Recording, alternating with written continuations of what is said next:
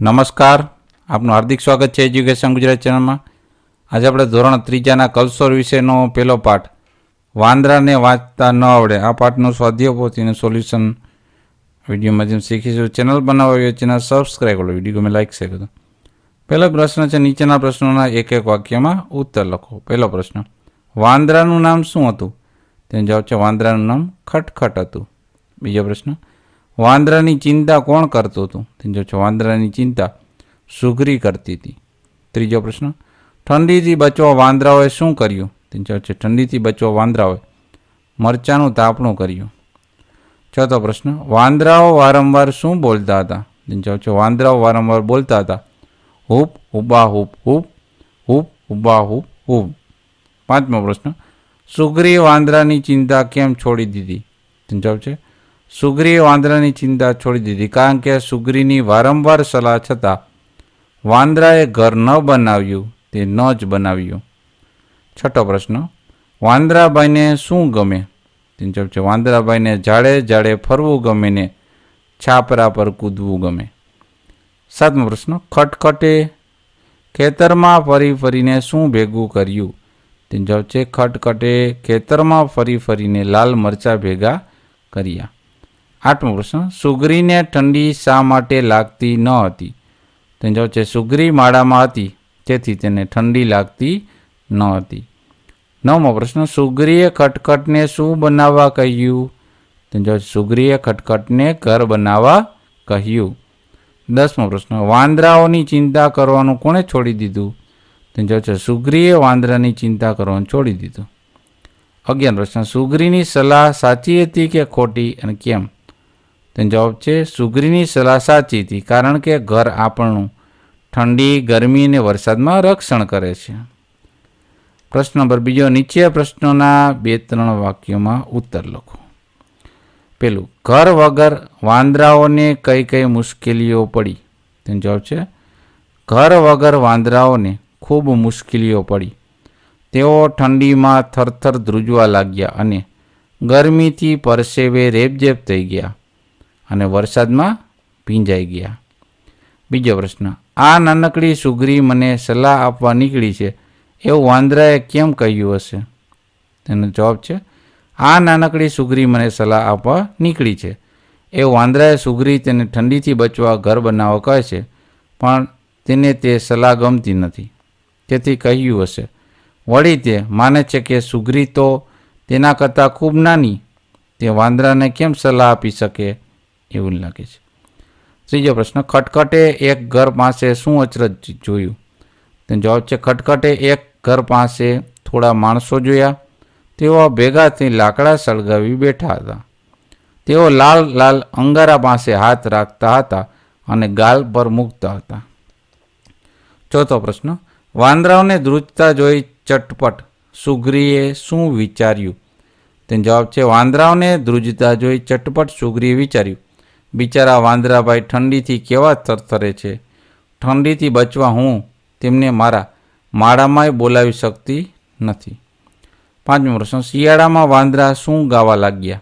તેનો જવાબ છે શિયાળામાં વાંદરા ગાવા લાગ્યા, ડાળે ડાળે કૂદીએ છીએ, ઝાડે ઝાડે ફરીએ છીએ, ઠંડીથી ક્યાં ડરીએ છીએ, હૂપ હુપા હૂપ હૂપ હૂપ હુપા હૂપ. છઠ્ઠો પ્રશ્ન, ખટખટ ઉનાળામાં ઠેકડો મારી શું ગાતો હતો? તેનો જવાબ છે ખટખટ ઉનાળામાં ઠેકડો મારી ગાતો હતો, ઝાડને છાયે રહીએ છીએ, પૂંછડીએથી પવન નાખીએ છીએ, ગરમીથી ક્યાં ડરીએ છીએ, હૂપ હુપા હૂપ હૂપ હૂપ હુપા હૂપ હૂપ. સાતમો પ્રશ્ન, બધા વાંદરા તેમની પૂંછડીઓ ઊંચી કરી શું ગાતા હતા? તેનો જવાબ છે બધા વાંદરાઓ તેની પૂંછડીઓ ઊંચી કરી ગાતા હતા કે પૂંછ મિનારમાં રહીએ છીએ, પાણીમાં પલાળીએ છીએ, વરસાદથી ક્યાં ડરીએ છીએ, હૂપ હુપા હૂપ હૂપ હૂપ હુપા હૂપ હૂપ. પ્રશ્ન નંબર ત્રીજો, નીચેના વિધાનમાંથી ખરા વિધાન સામે ખરાની, ખોટા વિધાન સામે ખોટાની નિશાની કરો. પહેલું વિધાન, માણસો લાલ મરચાં ભેગા કરી સળગાવીને બેઠા હતા, વિધાન ખોટું છે. બીજું, સુઘરીને જરાય ઠંડી લાગતી ન હતી, વિધાન સાચું છે. ત્રીજું, ખટખટને સુઘરીની સલાહ ગમી, વિધાન ખોટું છે. ચોથું, સરસ ઘર બનાવે છે એટલે લોકો તે પક્ષીને સુગરી કહે છે. વિધાન સાચું છે. પાંચમું, સુગરીનું નામ ખટખટ હતું. વિધાન ખોટું છે. છઠ્ઠું વિધાન, સૌ વાંદરા પોતપોતાની પૂંછડીઓથી પવન નાખવા લાગ્યા. વિધાન સાચું છે. સાતમું, બધા વાંદરા ઠંડીથી બચવા તેમની પૂંછડીઓ ઊંચી કરી મિનારા જેવું બનાવીને બેઠા હતા. વિધાન ખોટું છે. આઠમું, ચટપટ સુગરીબાએ વાંદરાઓની ચિંતા છોડી દીધી. વિધાન સાચું છે. પ્રશ્ન નંબર 4, ખાલી જગ્યા પૂરો. પેલી, માણસોને તાપતા જોઈ ખટખટને નવાઈ લાગી. બીજું, માણસો લાલ અંગારાથી તાપતા હતા અને વાંદરાઓને તાપણું કરવા લાલ મરચાં ભેગા કર્યા. ત્રીજું, ખટખટે હુપાહુપ કરી પોતાના મિત્રોને બોલાવ્યા. ચોથું, ઉનાળામાં ખટખટને ખૂબ પરસેવો થતો. પાંચમું, આખરે થાકી સુગરીએ વાંદરાઓની ફિકર કરવાની છોડી દીધી. પાંચમો પ્રશ્ન, બંધ બેસતા જોડકા જોડો. પેલું, બધા ધ્રુજતા ધ્રુજતા બોલતા હતા. તેઓ ઠંડીથી થરથરતા વાતો કરતા હતા. બીજું, અચાનક વરસાદ તૂટી પડ્યો અને આકાશમાંથી ખૂબ પાણી વરસ્યું. ત્રીજું, આકાશમાંથી આગ વરસી રહી, ખૂબ તાપ લાગે છે. ચોથું, 12 માસ એક ઝાડથી બીજા ઝાડ પર ફરે અને આખું વર્ષ તેઓ ફર્યા કરે. પાંચમું, વાંદરાઓને પૂંછડીઓનો મિનારો બનાવ્યો. તેમણે ઊંચો મિનાર જેવો આકાર કર્યો.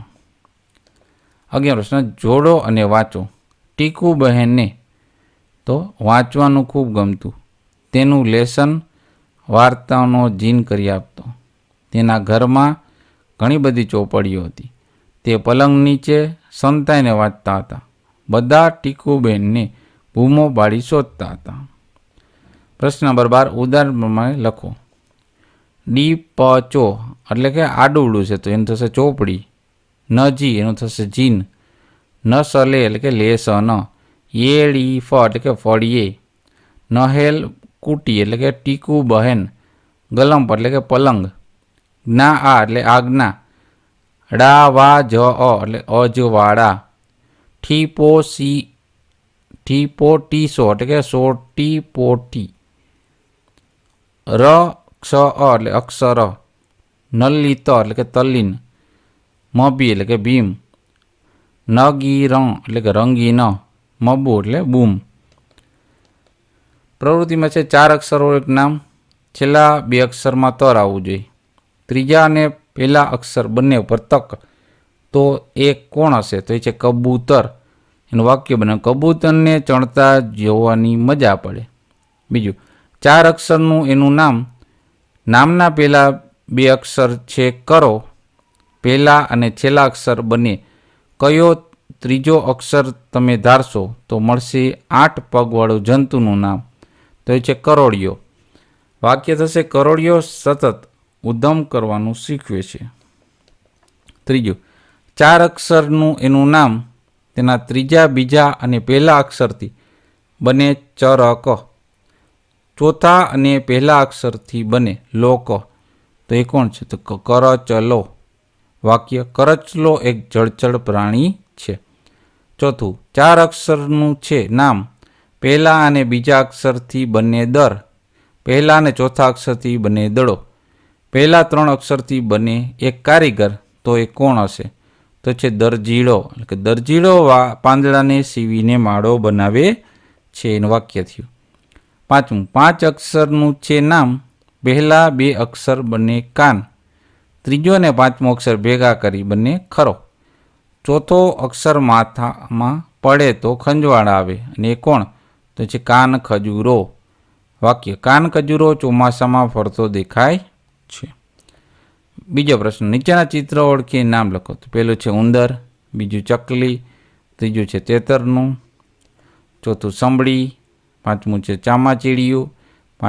છઠ્ઠું છે બકરી. 7મું સિંહનું છે. 8મું છે વંદો. 9મું છે ગાયનું ચિત્ર. પ્રશ્ન નંબર 3, નીચેના કોષ્ટકમાંથી આપેલા પ્રાણીઓ, પશુઓ, પક્ષીઓ અને જીવજંતુના રહેઠાણોના નામ શોધીને પર સર્કલ કરવાનું થાય છે. તો માણસનું થશે ઘર. એના તેતરનું થશે ઝાડું. અહીં સર્કલ કરવાનું. ઓકે. પછી બકરીનો થશે વાડો. એ વાડો. સિંહનું થશે બોર્ડ. બોર્ડ.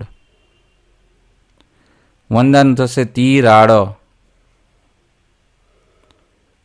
રેડી? પછી ઉંદરનું થશે દર, તાર્યું દર.